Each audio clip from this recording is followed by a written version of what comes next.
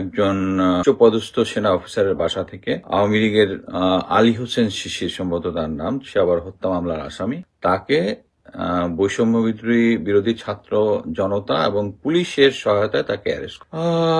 খুব আপসেট হলাম এটাতে আর কি, যে একজন সিনিয়র সেনা অফিসার যে কিনা আবার আমাদের প্রধান উপদেষ্টার সিকিউরিটির দায়িত্বে। আমি অফিসারকে খুব ভালো করে চিনি, সে ভালো অফিসার, অনেস্ট অফিসার, কিন্তু তার কাছ থেকে এই জিনিসটা আমি একদম আশা করিনি। শুধু এইটাই যে কোরআনে একটা কথা বলা আছে না, যে আমি মানে যারা ইনফেডাল, যারা বিধর্মী, তাদের কাছে তাদের কার্যক্রমকে শোভন করে দিয়েছি। এখন সেনাবাহিনী থেকে শুরু করে যতগুলা সংস্থা আছে উপরের লেভেলে, তাদেরকে আওয়ামী দুর্নীতিদের রক্ষা করাটা কাজটাকে শোভন করে দেওয়া হয়েছে। আমার কাছে যেটা মনে হয় আর কি, তাদের কাছে এই জিনিসটা কোনো তাদেরকে পাপবোধ টাচ করে না, কারণ জানে যে আমরা তারা হায়েস্ট লেভেল থেকে এটার জন্য সাপোর্ট পাচ্ছে। আমার কথা হচ্ছে, এটাতে তো বাংলাদেশের সেনাবাহিনীর ভাবমূর্তি চরমভাবে ক্ষুণ্ণ হয়েছে। একটা জিনিস আমাকে এর মধ্যে আবার এক গ্রুপ আমাকে কনভিন্স করার চেষ্টা করে যে প্রাক্তন সেনাবাহিনী অফিসার হিসাবে আমি সেনাবাহিনীর বিরুদ্ধে কথা বলতেছি, সেনাবাহিনীর ভাবমূর্তি ক্ষুণ্ণ করতেছে। আরে ভাই, কেন আমি এটা করতেছি? আমি যে সেনাবাহিনীতে চাকরি করেছি এটা তো সেই সেনাবাহিনী না। এখানে প্রতিটা জায়গাতে আমরা সবাই এখন রীতিমতো সবার পাবলিকের কাছে কনভিন্স যে এই আওয়ামী লীগের যতগুলা পারপিয়েটার যারা আছে তাদেরকে সীমান্ত পার করে দিয়ে সবকিছু জেনারেল ওয়াকারের অ্যাপ্রুভালে হয়েছে। এই জিনিসটা, একটা জিনিস আমরা কি এখনো বুঝতেছি না, বা বুঝলে আমরা কেন অ্যাকশন নিতে পারতেছি না, এটা আমি ক্লিয়ার না। জেনারেল ওয়াকার অ্যাটলিস্ট যে সমস্ত লোকজন যশোর সীমান্ত দিয়ে আমার কোর্সমেট মাহবুব রশিদের মাধ্যমে পার করেছে, মোট কথা হচ্ছে যারা আমাদেরকে বলেছে তারাও তো এখন এটাতে সাক্ষী দিতে আসতেছে না। সাক্ষী দিতে তারা সেনাবাহিনীতে চাকরি করে, এটা বুঝতে হবে।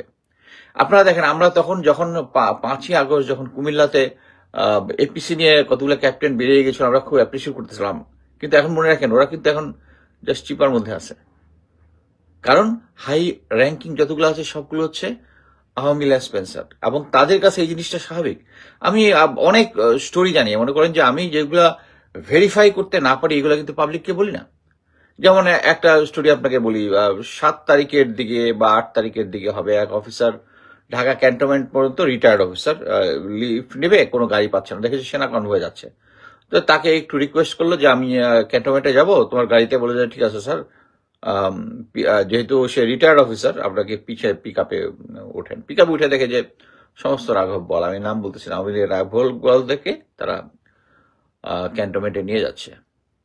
এখন একটা জিনিস বুঝতে হবে যে এই সিচুয়েশনে যারা এগুলো কাজ করতেছে, সেনাবাহিনীর সদস্যরা কিন্তু একসময় বুঝতে পারবে যে তারা যে কাজটা করতেছে। এখন মনে করেন একটা সময় যদি, মানে আমি জানি না বৈষম্য ছাত্ররা কি করতে, তারা যদি জেনারেল ওয়াকারের বাসার দিকে মার্চ করে বা অন্য কোনো জায়গা থেকে, এই যে এটা তো স্পেসিফিক ইনফরমেশন ছিল, এরকম স্পেসিফিক ইনফরমেশন ছাত্র জনতার কাছে আছে, কিন্তু এনএসআই ডিজিএফআই এর কাছে নাই। এটা কি আপনি বিশ্বাস করেন? এখনো এনএসআই ডিজিএফআই তারা নাকি কার নিয়ন্ত্রণাধীন? প্রধান উপদেষ্টার নিয়ন্ত্রণাধীন। তারা প্রাউডলি বলে যে ডিজিএফআই কে জিজ্ঞেস করলেই ফার্স্টই বলবে country first, country first, but on গ্রাউন্ডে কিন্তু আওয়ামী লীগ ফার্স্ট।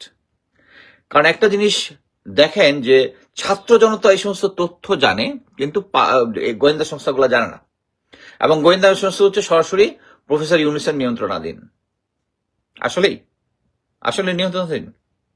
তাহলে এই সমস্ত তথ্য কেন পায় না? তারা তো আওয়ামী লীগের আমলে গ্যান্ডারিয়ার অমুক বিল্ডিং এর অমুক তালার এত নম্বর তালাতে 5 জন শিবির কর্মী মিটিং করতেছে, বা ছাত্রদল কর্মী বা ইয়ারা মিটিং করতেছে, এই সমস্ত তথ্য পেয়ে যেত। এখন পায় না। এখন কেন পায় না?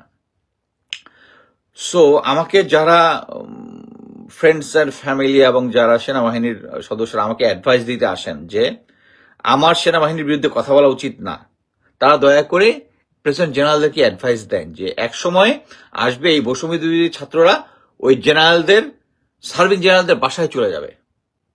চলে যাওয়ার পরে এবং এটা নিয়ে এরকম ভিডিও করে করবে, তখন সেনাবাহিনীর ভাবমূর্তি উজ্জ্বল হবে।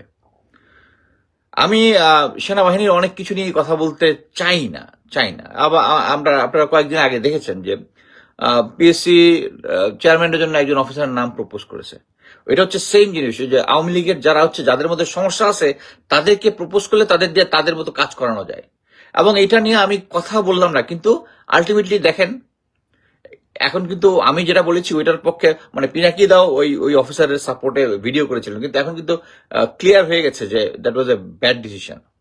আমি জানি না যে বাংলাদেশ এখন কে চালাচ্ছে, মানে কে চালাচ্ছে, বাট এইটুক বুঝি যে ভারতের সম্পূর্ণ নিয়ন্ত্রণাধীন আছে এবং জেনারেল ওয়াকার যতদিন সেনাপ্রধান থাকবে এবং তার লেসপেন্সার গুলো আছে তারা এরকম ইন্ডিয়া থেকে হরতাল ডাক দেওয়ার প্ল্যান করতে পারবে এবং আরো অন্যান্য কিছু করতে পারবে। এবং ফিউচারে মোট কথা হচ্ছে এখন একটা হচ্ছে আরেকটা জিনিস বলি, General Walker is a hero, তাই না? 5 তারিখের হিরো।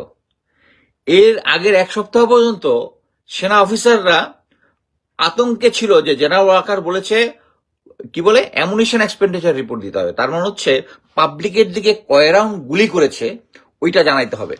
সো তারা করতো কি আকাশের দিকে মানে প্লাটুন কমান্ডাররা নিয়ে অফিসাররা নিয়ে ওই আকাশের দিকে গুলি করে অ্যামুনিশন এক্সপেন্ডিচার দিত। এই এক্সপেন্ডিচার রিপোর্টটা কে চেয়েছে? জি, শেখ হাসিনার আত্মীয় জেনারেল ওয়াকার চেয়েছিলেন এবং উনি হিরো হয়েছেন হচ্ছে ওই সিচুয়েশনে। বাট এর পরেও যদি আমরা এখন মানে একটা এন্টি ইন্ডিয়ান ইয়ার মধ্যে চলতেছি এবং রাজনৈতিক দলগুলা কিন্তু এখনো বুঝতেছে না যে যারা ভারতের নীতির সাথে একমত হবে, আপনি যত বড় রাজনৈতিক দলই হন একসময় কিন্তু বন্ধুহীন হয়ে যাবেন সিম্পলি। যত ইয়াই হয় আপনাদের যারা রাজনৈতিক নেতারা যারা আছে যারা ভারতের মানে ফ্রেন্ডলি কথাবার্তা বলছে তাদেরকে থামান, আদারওয়াইজ ইন ফিউচার যেটা হয় আমরা আমাদের যুদ্ধটা চালিয়েই যাব। ভারতকে মানে ছাড় দেওয়ার কোনো মানে হয় না, কারণ ভারত কোনোদিন আমাদেরকে ছাড় দিবে না। এবং জেনারেল ওয়াকার যতদিন থাকবে এই ধরনের সিচুয়েশন হতেই থাকবে। আমি তো বললাম না যে আল্লাহ তাআলা এই সেনাবাহিনীর উচ্চ পদস্থ অফিসার এবং সিভিলিয়ান এবং যারা যারা ইম্পর্টেন্ট দায়িত্ব ছিল তাদের উপরে একটা মোহর মিলিয়ে দিয়েছেন। তাদের কাছে হচ্ছে তাদের যে এই সমস্ত আওয়ামী লীগের লোকজনকে যে শেল্টার দিচ্ছে এটা তাদের কাছে শোভন করে দেওয়া হয়েছে। অথচ আপনি এটাকে ঘৃণা করি যে তারা এই হত্যার সাথে জড়িত, যারা হত্যা মামলার সাথে জড়িত তাদেরকে নিয়ে লুকিয়ে রাখতেছে। এবং ফিউচারে এটা যখন হবে তখন সেনাবাহিনীর ভাবমূর্তিটা কোথায় যাবে এটা চিন্তা করে আমি মনে করি যারা সার্ভিং সেনা সদস্য আছেন তারা এটা নিয়ে আওয়াজ তোলা শুরু করেন, আপনাদের সিনিয়রদের সাথে আওয়াজ তোলা শুরু করেন যে সেনাবাহিনী এভাবে আওয়ামী লীগের এই সমস্ত রেসপন্সারদেরকে যদি সাপোর্ট দিতে থাকে একদিন পাবলিকলি এভাবে আমরা আরো একটা মানে সেনাবাহিনীকে একটা চরম দুর্ভোগের মধ্যে নিয়ে যাব। তাদের ভাবমূর্তি, আমরা ভাবমূর্তিকে ইয়া করতেছি না, আপনারা সেনাবাহিনীর লোকজন এগুলা আশ্রয় প্রশ্রয় দিয়ে সেনাবাহিনীর ভাবমূর্তিটাকে নষ্ট করতেছেন।